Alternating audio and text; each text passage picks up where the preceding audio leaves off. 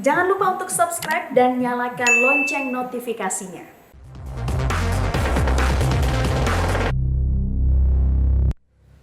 Kembali di Metro Siang, kali ini bersama saya, Zainuddin Amali, Menteri Pemuda dan Olahraga Republik Indonesia.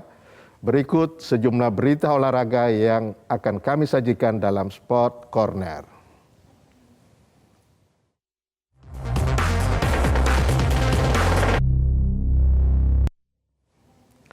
Tunggal putra andalan Indonesia, Anthony Sinisuka Ginting, langsung tersingkir di babak pertama Indonesia Open 2021.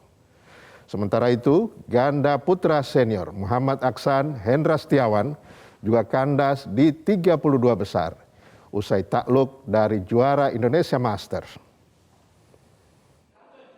Di hari kedua turnamen Indonesia Open 2021 yang masih menggelar 32 besar, pebulu tangkis tunggal putra Anthony Sinisuka Ginting secara mengejutkan tersingkir di babak pertama. Bertemu pemain muda Prancis, Christo Popov, yang tampil all out Rabu sore, Anthony kerap membuat kesalahan sendiri. Peringkat 5 dunia itu pun menyerah 2 set langsung, 17-21 dan 18-21 usai berjuang selama 49 menit. Kejutan juga terjadi di nomor ganda putra. Pasangan Muhammad Aksan Hendra Setiawan kandas saat menghadapi wakil Jepang Takuro Hoki Yugo Kobayashi.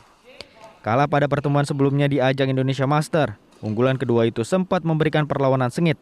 Namun dalam duel berdurasi 60 menit, Dededis harus kembali mengakui keunggulan juara Indonesia Masters tersebut dengan skor 21-23, 21-15 dan 15-21. Hasil positif dari Fajar Alfian Muhammad Rian Ardianto yang berhadapan dengan juniornya Leo Roli Karnando Daniel Martin.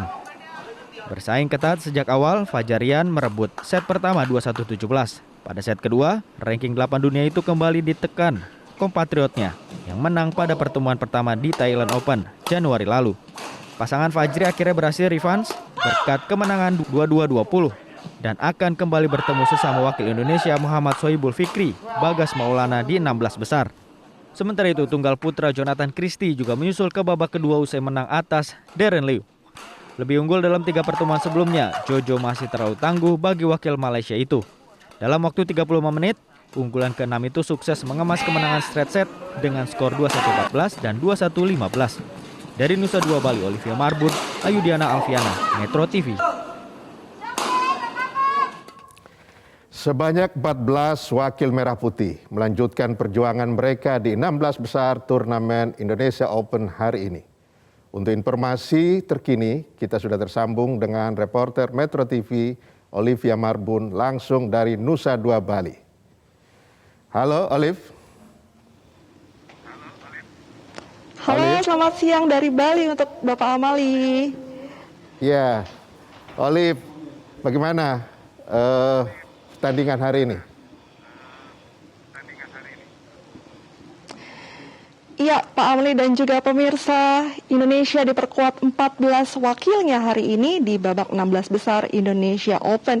Dan sebanyak 6 diantaranya harus saling berhadapan dalam pertandingan derby merah putih. Dan dari 3 perang saudara yang terjadi hari ini, datang dari 3 nomor yang berbeda. Yang diawali dari ganda putri, ada pasangan Gracia Poli I Apriani Rahayu yang bertemu kompatriotnya juniornya, yakni Fitriani Yulia Yosepin Susanto. Kemudian tunggal putra kita juga harus saling jegal di babak 16 besar. Ada Jonathan Christie yang menghadapi Chico Dwi Aura Wardoyo. Kemudian ada ganda putra yakni Fajarian yang lagi-lagi harus bertemu dengan kompatriotnya dan kali ini bertemu dengan Fikri Bagas. Ini pertemuan kedua di Indonesia Badminton Festival. Sebelumnya mereka juga sudah bertemu di Indonesia Masters lalu yang dimenangkan oleh Fikri Bagas. Dan dengan demikian setidaknya sudah ada 3 slot ke perempat final yang diamankan oleh Indonesia di ajang Indonesia Open kali ini. Dan selain derby merah putih juga ada pertandingan seru lainnya, yakni Marcus Kevin yang kembali harus bertemu dengan wakil Korea Choi Sol-gyu dan Kim Won-ho, di mana ini juga pertemuan kedua di ajang IBF. Sebelumnya Marcus Kevin berhasil menang atas wakil Malaysia itu di Indonesia Masters. Kemudian tunggal putri Gregoria Mariska Tunjung yang harus menghadapi ujian berat kali ini dari unggulan kelima tunggal putri asal Thailand, Pornpawi Chongchuwong. Kemudian ada ganda campuran Praven Jordan dan Melati Deva yang kemarin lolos ke 16 besar setelah lawannya dari Jepang mundur karena cedera. Dan hari ini Praven Melati akan bertemu pasangan Denmark, Mathias Christiansen dan Alexandra Boye di 16 besar. Pak Amali. Ya, Olive, kita tahu sekarang kita sedang melakukan pertandingan di saat pandemi COVID-19. Bagaimana penerapan protokol kesehatan di sana, Olive? Ya, penerapan protokol kesehatan yang dilaksanakan di ajang Indonesia Badminton Festival cukup ketat.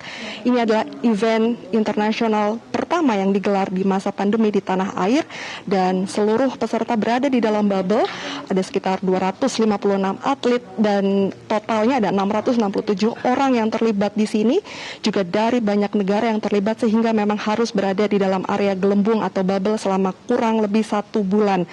Dan seluruh peserta atau partisipan yang berada di sini harus melakukan protokol kesehatan yang ketat dengan memakai masker setiap hari dan melakukan tes PCR secara berkala dan juga tes antigen setiap kali memasuki arena pertandingan. Dan selain itu juga seluruh atlet dan peserta juga tidak bisa untuk bergabung dengan yang lainnya pada saat di luar dari venue begitu, karena mereka harus grouping masing-masing negara begitu.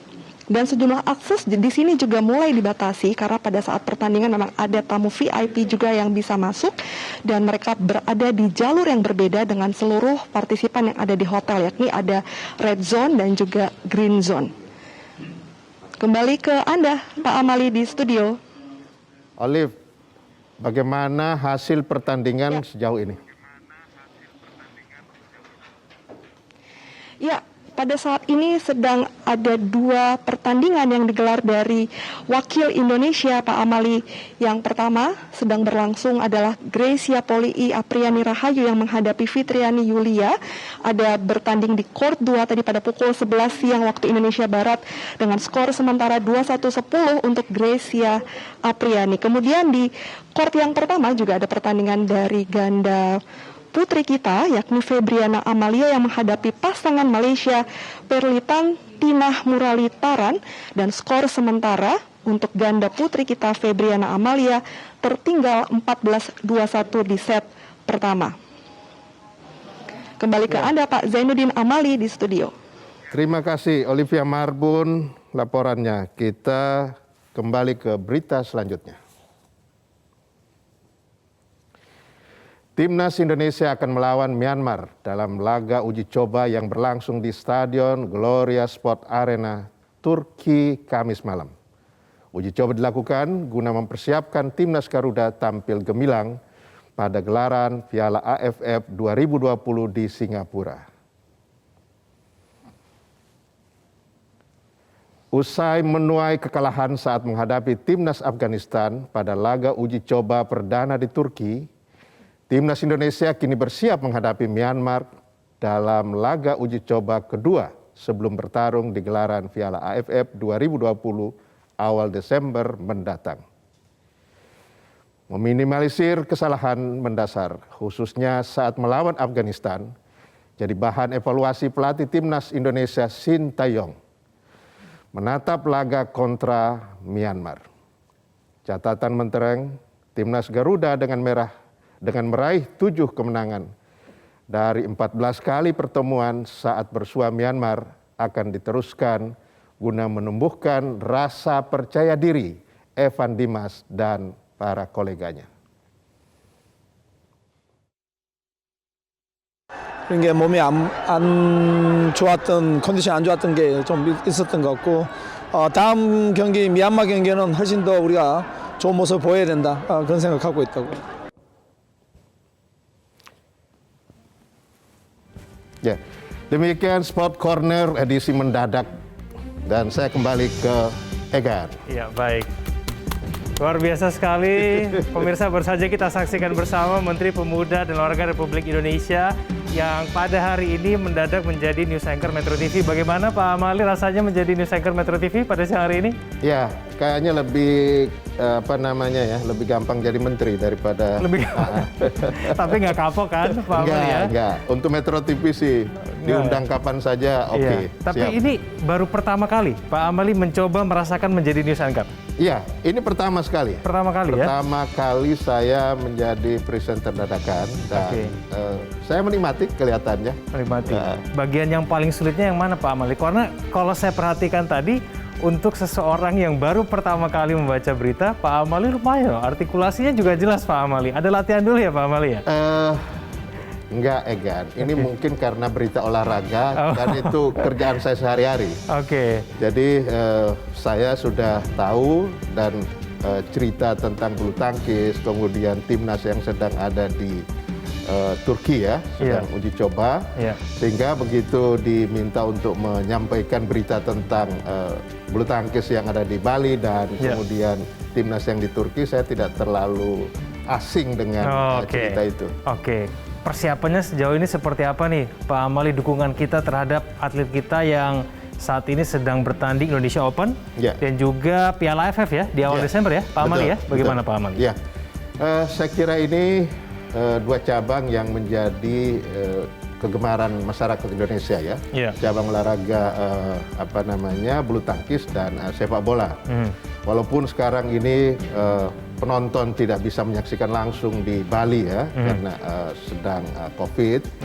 Tetapi dari pemberitaan, dari informasi-informasi yang dikabarkan oleh para jurnalis dari arena itu saya kira menjadi hiburan tersendiri buat masyarakat Indonesia dan perkembangan yang kita dapatkan karena tim kita yang sudah bertanding sudah dari Eropa, sudah di beberapa negara kemudian datang ke tempat ini, ya mereka tentu berjuang dengan sekuat tenaga. Tetapi apapun hasilnya saya kira itu harus bisa kita maklumi karena ini satu series yang cukup panjang. Itu doa kita bersama ya Pak Amali. Terakhir, Metro TV merayakan ulang tahun ke-21. Pak Amali, mungkin ada harapan khusus kepada Metro TV seperti apa ke depan? Betul, usia 21 tahun buat Metro TV saya kira satu pengabdian yang luar biasa kepada bangsa dan negara. Banyak hal kontribusi yang sudah diberikan oleh Metro TV, khususnya di bidang penyiaran.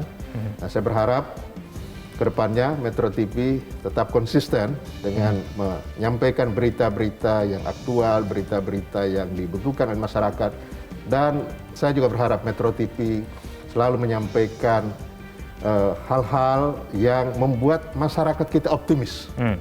Dan saya, Cenudin Amali, Menteri Pemuda dan Olahraga Republik Indonesia, menyampaikan selamat ulang tahun yang ke-21 untuk Metro TV. Kebersamaan memberi arti. Baik. Pak Menteri, terima kasih telah hadir bersama kami. Terima kasih juga telah menjadi news anchor Metro TV untuk saat. Terima kasih Pak Menteri, salam sehat selalu.